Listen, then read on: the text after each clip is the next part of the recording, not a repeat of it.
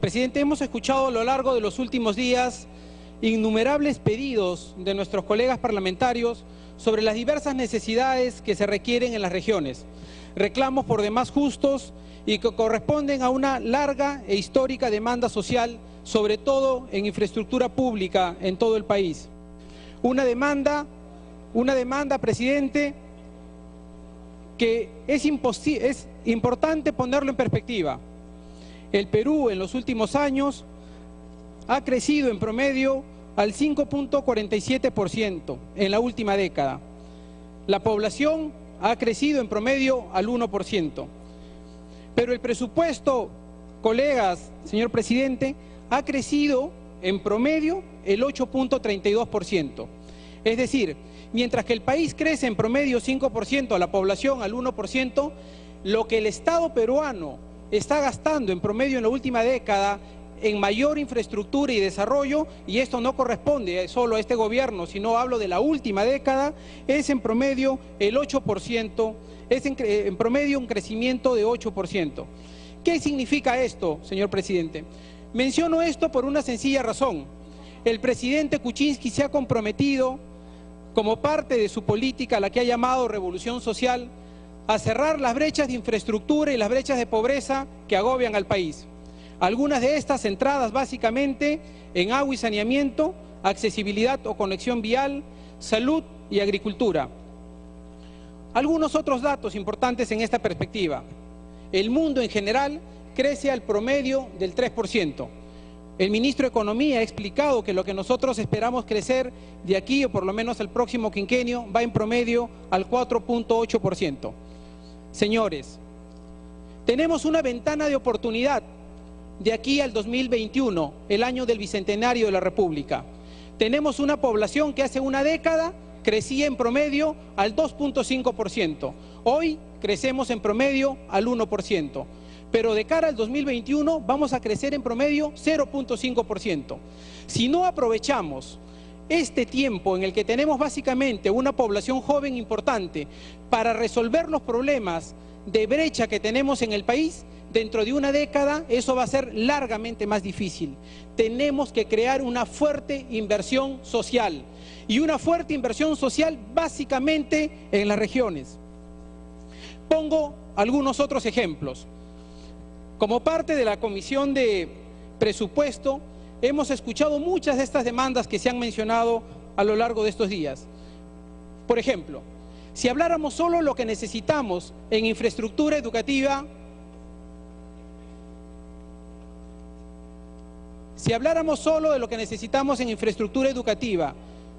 es del borde de los 60.000 millones de soles. Nos tomaría, en relación a lo que invertimos hoy en infraestructura educativa, en promedio 25 años. 25 años para cubrir la brecha en infraestructura. En relación a lo que necesitamos para agua potable, que es alrededor de 15.000 millones de soles, necesitamos otros 25 o 30 años. ¿Cuánto necesitamos para poder nivelarnos en caminos rurales y conectividad?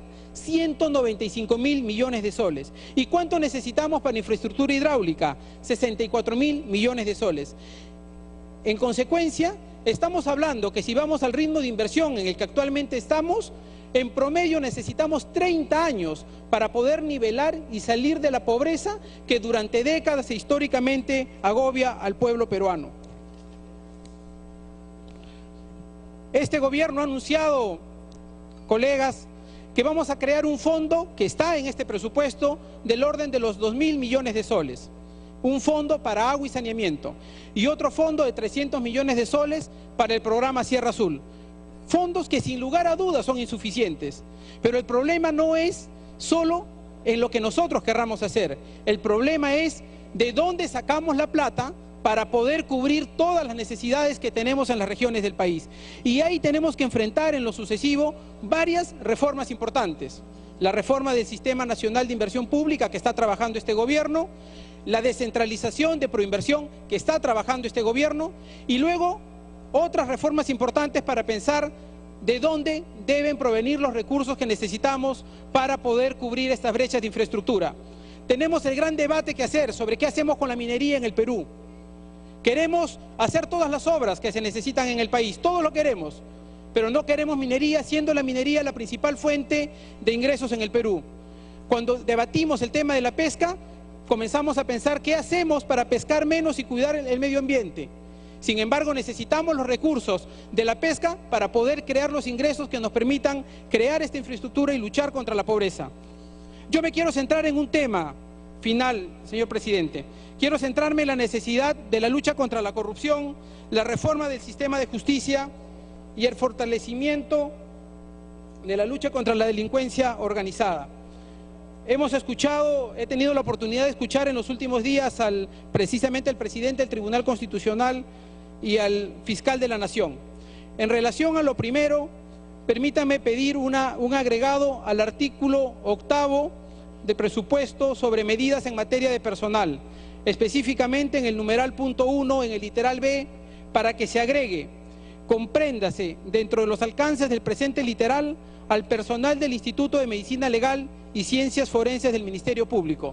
Esto con el objetivo de que puedan tener un marco dentro de su propio presupuesto para poder contratar a los peritos que se necesitan para luchar contra el crimen organizado. De parte del Tribunal Constitucional y dentro de su propio marco, con su propio marco presupuestal, también permítame hacer un agregado a las disposiciones finales, para que se señale que dispóngase que para la emisión del decreto supremo a que hace referencia el último párrafo del artículo 52 de la Ley 30.057, Ley del Servicio Civil, para el caso de los magistrados del Tribunal Constitucional, se exonera de lo establecido en los artículos 6 y 9 de la presente ley, así como la 23ª disposición complementaria final de la presente ley y de las prohibiciones contenidas en la Ley 28.212 y sus modificatorias. Dicha escala se aplicará de manera inmediata y será considerada en el cuadro de puestos de la entidad al momento de su aprobación. El texto sigue diciendo: asimismo, dispóngase la contratación de profesionales altamente calificados para ocupar puestos directivos y de asesores especializados para el Tribunal Constitucional bajo los principios de mérito y transparencia. Para tal efecto, el Tribunal Constitucional debe sustentar su pedido conforme a lo establecido en la disposición y ser autorizado por el Ministerio de Economía y Finanzas. El Tribunal Constitucional deberá identificar los puestos y a los profesionales que cumplan con los perfiles y requerimientos establecidos en la presente norma, determinando adicionalmente las metas y logros que se pretendan alcanzar conforme a los criterios que se determinarán en el reglamento de la presente disposición. La contratación de profesionales altamente calificados en el marco de la presente disposición se encuentran exceptuadas del monto establecido en la Ley 28.212 y modificatorias, así como en los artículos 6 y 9 de la presente ley. El gasto que ocasione la aplicación de la presente disposición será financiado con cargo al presupuesto institucional. Tiempo adicional para culminar, por favor. Gracias. Termino con lo siguiente. Del Tribunal Constitucional sin generar gastos al Tesoro Público. El Ministerio de Economía y Finanzas dictará disposiciones reglamentarias que resulten necesarias para la implementación de la presente disposición, incluyendo los siguientes requisitos mínimos que deben cumplir los profesionales altamente calificados. Ambos pedidos, presidente, no irrogan un sol adicional al erario nacional y solo son autorizaciones para que puedan mover partidas que les permitan fortalecer sus cuadros técnicos y profesionales dentro de la propia institución. Muchísimas gracias. Gracias, congresista.